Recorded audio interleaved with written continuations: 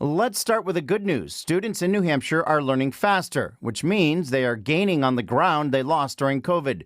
The Department of Education saying the rate of acceleration has increased over 2019 pre-pandemic, and that bucks the national trend. And so what we've seen over this last year is that students in New Hampshire have accelerated their learning growth, which means they're going to be able to catch back up to where they were before. But there are problem areas, specifically in science. 19% of the 170 school districts in our state are below proficient with at least half of their students. It could just be a function of the way that the system works. Math and English tend to be emphasized considerably, and so it pushes out some of the study in these other areas. So we've seen that with science, we've seen it with the history and the civics as well. Some districts are thriving in science, like Hanover, Coe-Brown, and Bethlehem. Hanover is also near the top when it comes to math, along with Bedford and Grantham.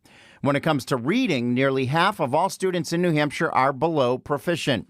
And how are the biggest school districts faring overall? Nashua is about 10% below state averages, but Manchester is 23% below state average in math and science, and 72% of Manchester students are below proficient in reading. Quite frankly, across the board, we would want to see higher performance levels out of our students, right? The goal is to get every student to proficiency, and we're a long way from that. Another area of concern, SAT scores for the current senior class. Statewide, they are down 7% in math from 2 years ago and down 3% in reading. Those are students who, during the pandemic, were just entering high school, and so some of that did not experience that accelerated growth that we would have seen in the other grade levels. Edelblue says overall, New Hampshire has work to do, but that we are outperforming the national averages. In Concord, Jamie Staten, WMUR News 9.